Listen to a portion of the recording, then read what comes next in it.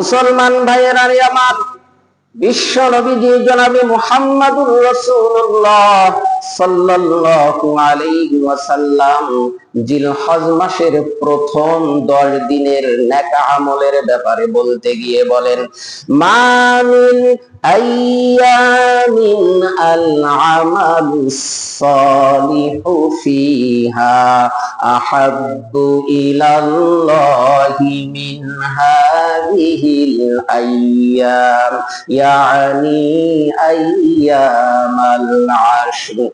মুসলমান ভাইয়েরা আমার, আল্লাহ সুবহানাহু ওয়া তাআলা তার রাসূলকে দিয়ে আমাদেরকে এই মেসেজ দিয়েছেন, এই বার্তা দিয়েছেন। আল্লাহর রাসূল সাল্লাল্লাহু আলাইহি ওয়াসাল্লাম বলেন, জিলহজ মাসের প্রথম 10 দিনের নেক আমল আল্লাহ সুবহানাহু ওয়া তাআলার কাছে যত বেশি প্রিয়, যত বেশি মর্যাদাপূর্ণ, যত বেশি ফজিলতপূর্ণ, জিলহজ মাসের বাদ দিয়ে অন্য কোন দিনের আমল, অন্য কোন দিনের নেক আমল আল্লাহ তাআলার কাছে এতটা প্রিয় নয় যতটা বেশি প্রিয় জিলহজ মাসের প্রথম 10 দিনের নেক আমল। ভাইরা আমার, সাহাবায়ে কিরাম এই কথা শোনার পর বিস্মিত হয়ে গেলেন। সাহাবায়ে কিরাম রাসূল সাল্লাল্লাহু আলাইহি ওয়াসাল্লামের কাছে প্রশ্ন রাখলেন, ইয়া রাসূলুল্লাহ ওয়ালাল জিহাদু ফি সাবিলিল্লাহ। হজ মাসের নেক আমল সর্বাধিক গুরুত্বপূর্ণ। এখন রাসূল সাল্লাল্লাহু আলাইহি ওয়াসাল্লামকে সাহাবায়ে কিরামের জিজ্ঞাসা যে জিহাদও কি এই 10 দিনের মধ্যে নেক আমল করার থেকে অধিক বেশি ফজিলতপূর্ণ, গুরুত্বপূর্ণ নয়? রাসূল সাল্লাল্লাহু আলাইহি ওয়াসাল্লাম বলেন, ওয়ালাল জিহাদু ফি সাবিলিল্লাহ, না না, এই 10 দিনের মধ্যে নেক আমলের যতটা বেশি ফজিলত আল্লাহ তাআলা যত বেশি পছন্দ করেন, এই 10 দিনের বাইরে জিহাদেরও অনুরূপ ফজিলত আল্লাহ তাআলার কাছে নাই। মুসলমান ভাইয়েরা আমার, তবে বিশ্ব নবীজি বলেন, ইল্লা রাজুলুন খারাজা বিনাফসিহি ওয়া মালিহি ফালাম ইয়ারজি মিন যালিকা বিশাই। তবে ওই ব্যক্তির কথা ভিন্ন, যেই ব্যক্তি সম্পদ এবং জান নিয়ে ময়দানে, জিহাদের ময়দানে অবতীর্ণ হয়েছে, সম্পদ ও জিহাদের ময়দানে শেষ হয়ে গেছে, নিজের জীবনটা নিয়েও আর জিহাদের ময়দান থেকে ফেরত আসতে পারে নাই, তিনি শাহাদাতের অমীয় সুধা পান করেছেন, ওই ব্যক্তির কথা কিন্তু ভিন্ন। ওই ব্যক্তির ফজিলত আলাদা, ওই ব্যক্তির ফজিলত নিশ্চয় অনেক বেশি। ভাইরা আমার, বিশ্ব নবীজি জনাবে মুহাম্মাদুর রাসূলুল্লাহ সাল্লাল্লাহু আলাইহি ওয়াসাল্লাম বলেন, মা মিন আইয়ামিন আযমু ইনদাল্লাহ, আল্লাহ তাআলার কাছে জিলহজ মাসের প্রথম 10 দিনের চাইতে অধিক মর্যাদাময়, অধিক ফজিলতপূর্ণ দিন আর কোনো দিন নাই, এবং এই দিনের মধ্যে আমল করার চাইতে অধিক প্রিয় নেক আমল আর অন্য কোন দিনের হতে পারে না। তাই নবীজি বলেন, ফাআকসিরু ফীহিন্না মিনাত তাসবিহ ওয়াত তাহমিদ ওয়াত তাহলিল ওয়াত তাকবীর। তাই রাসূল সাল্লাল্লাহু আলাইহি ওয়াসাল্লাম বলেন, যেহেতু জিলহজ মাসের প্রথম 10 দিনের এত ফজিলত, সেহেতু তোমরা এই 10 দিনের মধ্যে বেশি বেশি করে সুবহানাল্লাহ এর জিকির করবে। এই 10 দিনের মধ্যে বেশি বেশি করে তোমরা আলহামদুলিল্লাহ জিকির করবে। এই 10 দিনের মধ্যে বেশি থেকে বেশি আল্লাহু আকবারের জিকির করবে। এই 10 দিনের মধ্যে সবচাইতে বেশি তোমরা জিকির করবে লা ইলাহা ইল্লাল্লাহ। সম্মানিত সুধী, এই জায়গায় আবার বাড়তি যুক্তি নিজের পক্ষ থেকে দেওয়া যাবে না।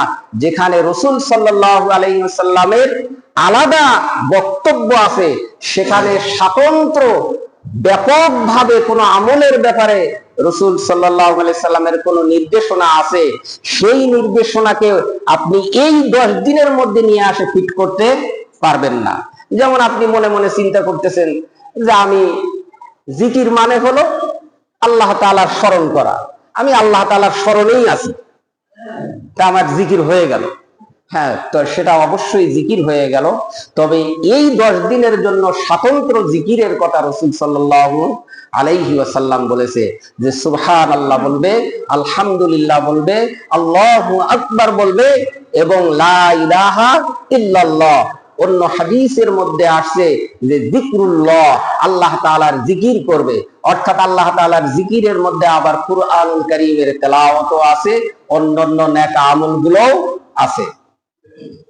এই 10 দিনের ফজিলতের ব্যাপারে রাসূলুল্লাহ সাল্লাল্লাহু আলাইহি ওয়াসাল্লাম আরো বলেন, ইযা রাআইতুম হিলালা যিল হিজ্জা ওয়া আরাদা আহাদুকুম আন ইউদহিয়া ফালিয়ুমসিক আন শা'রিহি ওয়া আযফারিহি। যখন তোমাদের মধ্য থেকে কেউ কোরবানি করার নিয়ত করবে, কোরবানি দেওয়ার নিয়ত করবে, তাহলে সে কি করবে? যখন জিলহজ মাসের নতুন চাঁদ দেখে ফেলবে, সে আর তার নখ এবং তার পশম, চুল ইত্যাদি এগুলো কি করবে না? কাটবে না। জিলহজ মাসের চাঁদ দেখার পর থেকে নিয়ে কোরবানি করার আগ পর্যন্ত যিনি কোরবানি করার নিয়ত করেছেন, বিশেষত তিনি আর চুল, নখ, লোম ইত্যাদি কি করা যাবে না? কাটা যাবে না। এটা অত্যন্ত গুরুত্বপূর্ণ নেক আমল। এই জন্য কবে জিলহজ মাসের চাঁদ উঠবে সেদিকে খেয়াল রাখবেন। তার একদিন আগে অন্তত আমাদের যত কাটা নেক আমলগুলো আছে সেই নেক আমলগুলো আমরা সেরে নিব ইনশাআল্লাহ।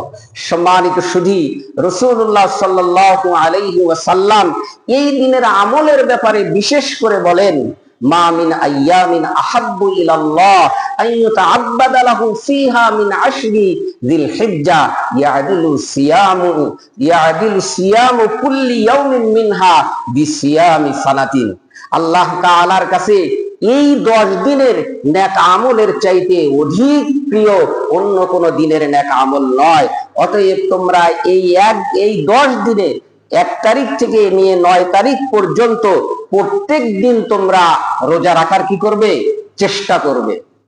প্রত্যেক দিন যদি কেউ রোজা রাখে, তাহলে একটা রোজা রাখার কারণে আল্লাহ সুবহানাহু ওয়া তাআলা 1 বছর রোজা রাখলে যে সওয়াব হয়, একদিন রোজা রাখলে সেই সওয়াব তার আমলনামায় দিয়ে দিবেন।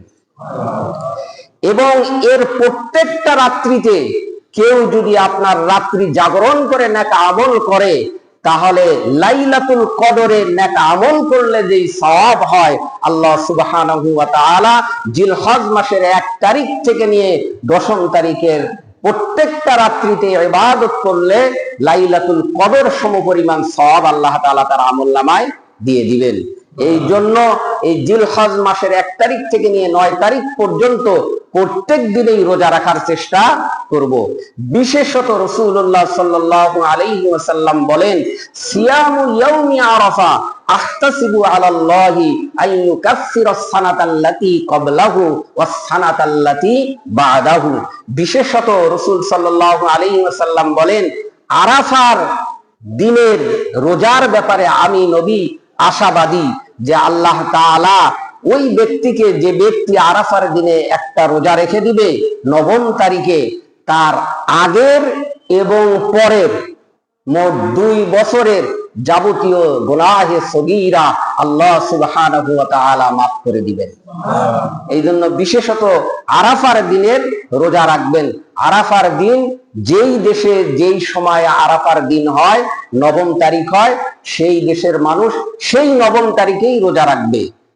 এমনটি নয় যে আজকে ওখানে আরাফা, আজকে আমরা রাখবো। হ্যাঁ, আজকে রাখলে ওই যে 1 তারিখ থেকে নিয়ে 9 তারিখ পর্যন্ত রোজার যেই ফজিলত, সেই ফজিলত অবশ্যই পেয়ে যাব। আরাফার রোজার যে বিশেষত ফজিলত, এই ফজিলত পেতে গেলে আমাদের প্রত্যেকটা দেশের যেভাবে আমরা পালন করে আসি ইবাদত বন্দিগি, সেই 9 তারিখে যদি রোজা রাখি আরাফার রোজা হিসাবেই আল্লাহ সুবহানাহু ওয়া তাআলা গণ্য করবেন এবং আগে পরের 2 বছরের গুনাহ আল্লাহ তাআলা মাফ করে দিবেন।